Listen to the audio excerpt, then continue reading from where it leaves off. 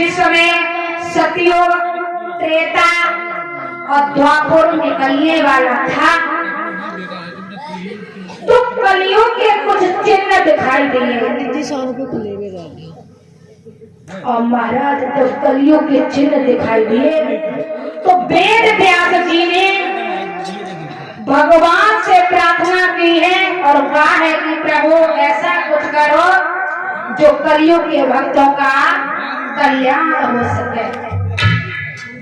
याद रखना, आज ब्रह्मा जी पधारे हैं और ब्रह्मा जी जिस समय पधारे महाराज तो याद रखना ब्रह्मा जी ने कहा है कि श्रीमद् भागवत लिखवा करके तैयार करो। व्यास जी आते तो व्यास जी हम उनसे कह सकते हैं कथा, लेकिन जितने श्रोता बैठे उतने ही सुन सकते हैं। कलयुग में आने वाले भक्तों का उद्धार कैसे होगा प्रभु, ये भी तो बताओ मुझे। जैसे अभी हम कथा कहें तो जितने लोग बैठे उतने ही सुन लेंगे, फिर जो लोग रह गए उनको कैसे उद्धार होगा। तो कहीं प्रभु जा कथा को लेखक किन्हें बनाया जाए, किसे बनाया जाए।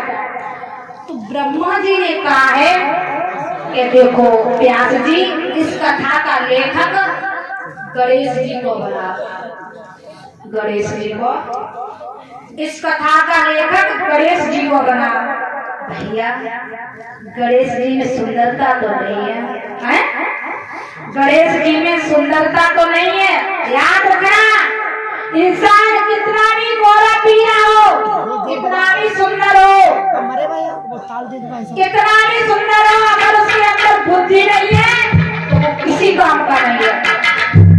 और इंसान कितना ही काला कलूटा क्यों ना हो, अगर उसके अंदर बुद्धि है तो अच्छे को चलाई दी है। तो दिमाग होना ज्यादा अच्छा है, रूप इतना जरूरी नहीं है जितना कि दिमाग जरूरी है? तभी तो आज की तारीख में हर एक बच्चे को पढ़ाना चाहिए। माता बहनें और भैया लोग ये सोचे कि हर एक बच्चे को शिक्षा दिलानी चाहिए। तो महाराज कहा है गणेश भगवान जो थे बुद्धि में बहुत चतुर थे, लेकिन शरीर नाम को अच्छो तो उनको पेट बहुत बड़ो है। गणेश भगवान को पेट भी बहुत बड़ा है और कान देखा नैया, कान सूप जैसे लगे हैं और नाक की जगह पे सूंड लगी, नाक की जगह पे गणेश के सूंड लगी। उनका रूप नहीं है सुंदर, लेकिन गुण बहुत अच्छे हैं। आज गणेश भगवान को सभी ने मिलकर के पुकारा है और कैसे पुकारा, सभी लोग तालियां बजा करके बोले।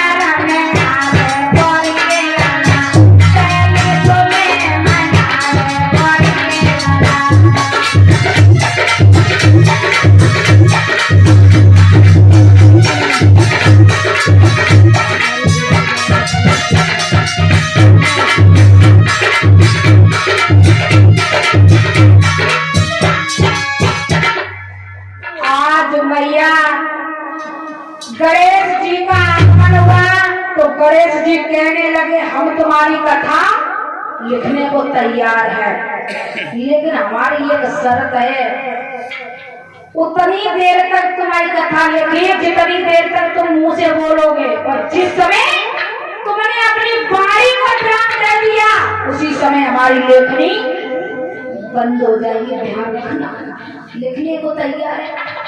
अब व्यास जी बोले जैसे जैसे तैयार भैया जो मौका निखर नहीं दिए है?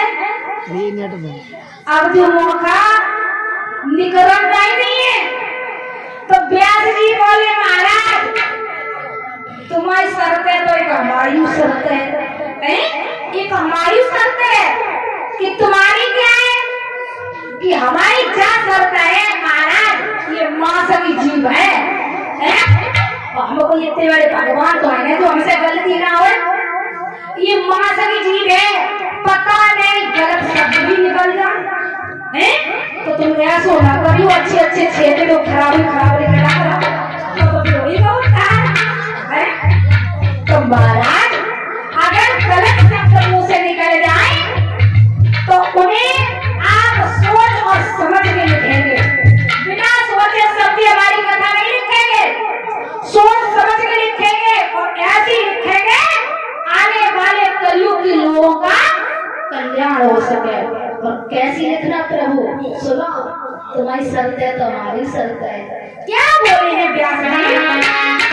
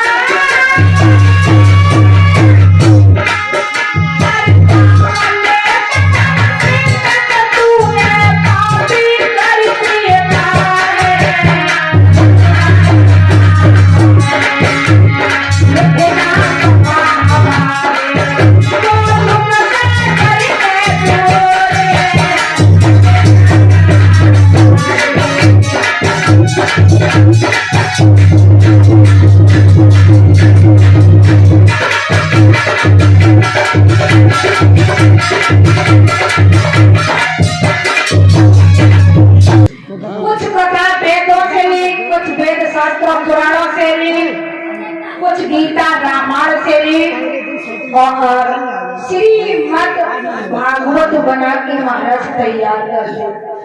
तो श्रीमद् भागवत का अर्थ क्या होता है दादा? सभी जानते हैं भगवान कन्हैया ने जन्म लिया था, सभी जानते हैं, जानते कि नहीं? और 16,108 विवाह करे थे, जौवा तो जानते हैं सब, मामा को मारना ये भी जानते हैं, सब लीला जानते हैं, सब कथा जानते हैं। फिर दादा कथा कराई क्यों जाते हैं? इसलिए कराई जाती है कि भूली हुई बातों का याद दिलाना, और जब भूली हुई बातें याद आती हैं तो हमारे समाज में सुधार होता है। तो महाराज भा माने भक्ति और गा माने ज्ञान, बा माने वैराग और ता माने तपस्या। ये श्रीमद् भागवत का अर्थ होता है। श्री माने महाराज लक्ष्मी भी होती है, श्रद्धा भी होती है, और मत माने अभिमान का त्याग करना। तो पूरा बताया है महाराज।